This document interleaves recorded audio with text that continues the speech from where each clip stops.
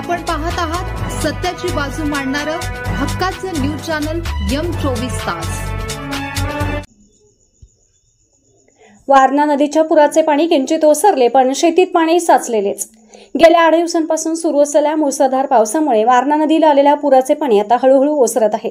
यामुळे नदीकाठच्या लोकांना काहीसा दिलासा मिळाला आहे। मात्र शेतामध्ये साचलेले पाणी अद्यापही कायम असल्यामुळे शेतकऱ्यांची चिंता वाढली आहे।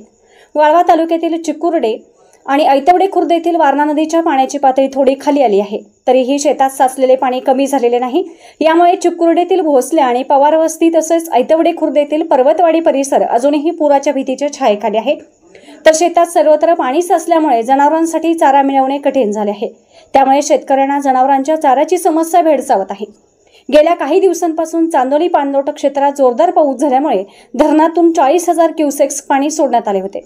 यामुळे वारणा नदीच्या पाण्याची पातळी प्रचंड वाढली होती, परंतु आज पाऊस कमी झाल्यामुळे आणि धरणातून सोडले जाणारे पाणी कमी केल्यामुळे नदीच्या पाण्याची पातळी थोडी खाली आली आहे। मात्र मुसळधार पाऊस आणि पुरामुळे वारणा पट्ट्यातील शेकडो एकर शेती पाण्याखाली गेली आहे।